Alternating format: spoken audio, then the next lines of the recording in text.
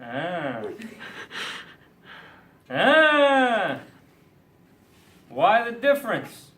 What's different between these two solutions? They have the same volume. One is more concentrated. And that's what we're going to learn about today, folks. We're going to learn about how to describe concentration within solutions and why there's different ways to describe it. There's a whole bunch of ways, and we're going to talk about that as we go, but they each serve their own purpose. The first one we're going to learn about, and we've already learned about in this course, is called molarity. And that's the number of moles of solute per liter of solution. We use this term when we're describing concentrations most of the time, mostly because it's very easy to calculate. You can observe the volume of a solution, and you can very easily calculate the number of moles present, and you can do all sorts of stoichiometric conversions with that, or neutralization reactions, or basically predict how much stuff you can make, or how much stuff you're going to need. The next term we're going to learn about is very similar. You just change out that R for a little L, and you got molality. And molality is similar. It's moles of solute, but instead it's per kilogram of solvent. So it's an exact mass ratio with the solute and the solvent.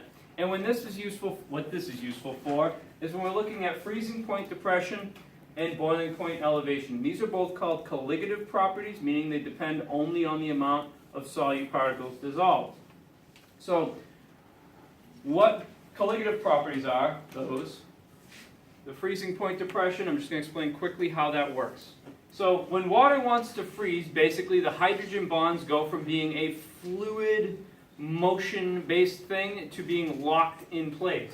And if you have solute particles interrupting that, like, no, then it's not going to freeze at the same temperature. It's going to require the molecules to move even slower for those hydrogen bonds to really lock into place, thus lowering the freezing point.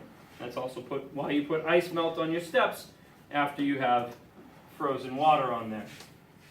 Additionally, it changes the boiling point of a solution.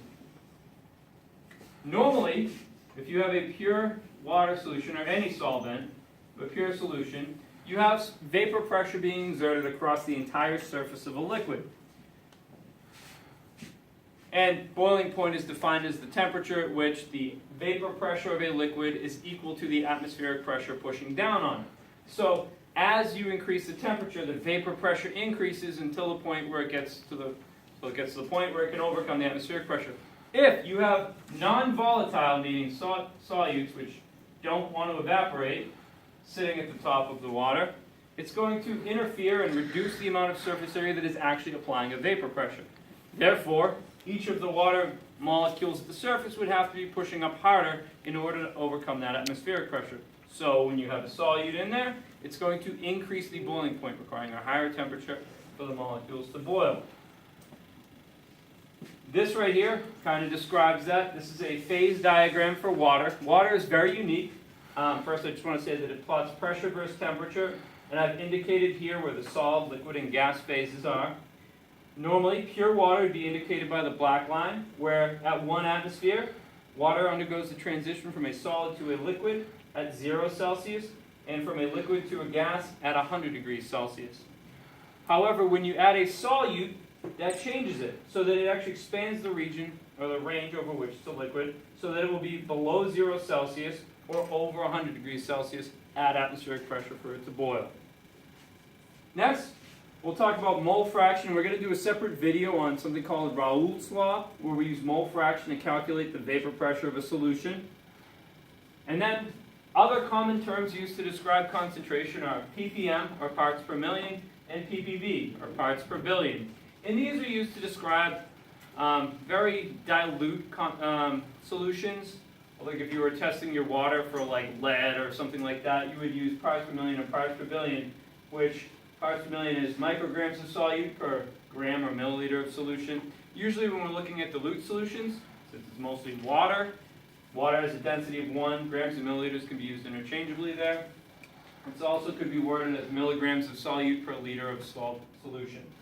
Parts per billion would be 1,000 times smaller concentration, so it's micrograms of solute per liter or kilogram of solution. So these again would be like water testing, that's how they would be reported. And lastly, mass percent is just the grams of solute per 100 grams of solution. And there we have it, bunch of different ways to describe how much stuff is dissolved in our solution, and it all has different purposes. And we'll get into each of these individually in another video.